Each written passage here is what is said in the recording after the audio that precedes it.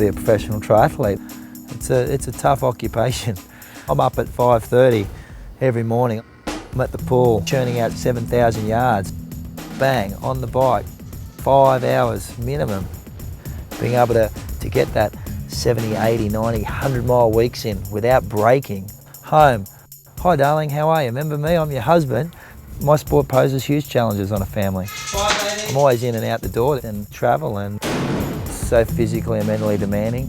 When I'm suffering in a race, I think of the sacrifices my wife and my children have had to make. They are my rock. See you, bub.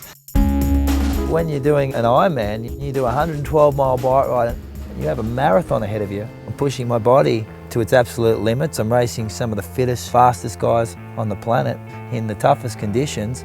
People are breaking, falling apart.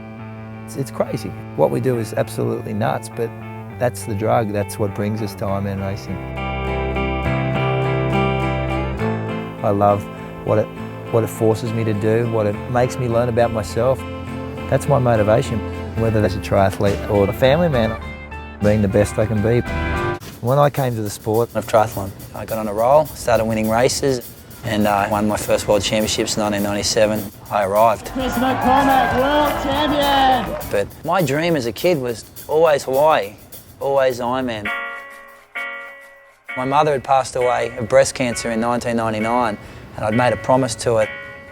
I said, Mum, I promise you I'm going to win the Hawaiian Ironman.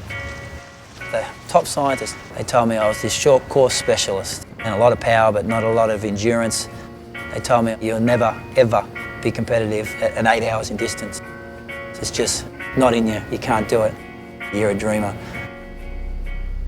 I went the first year and fell apart nutritionally.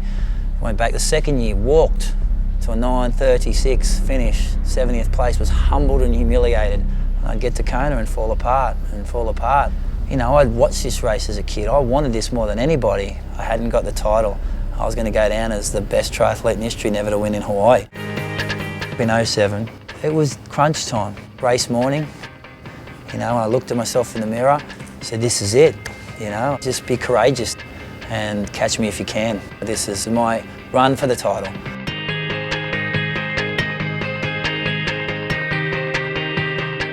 What did it feel like running down a Leahy Drive? Mate, to my mates, my mother, our mum, I did what I promised you. It was everything, man. It was absolutely everything.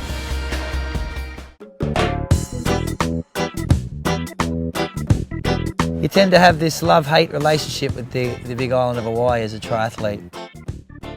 When things are going well, you love it, and very quickly turn on, you can hate the place. But I think that's what draws us back year after year. I've been out here for about 5 weeks. When training with other athletes, I had some younger guys here training with me, and seeing what they were able to do, I had to take confidence in the fact that I was a little older. I can't recover like they do, and maybe train smarter, not train harder. They were doing 100-mile run weeks. I was running probably between 90 and 110 kilometres, so they were doing 160. I was at about 75. Swim-wise, 15 miles a week, pretty consistently.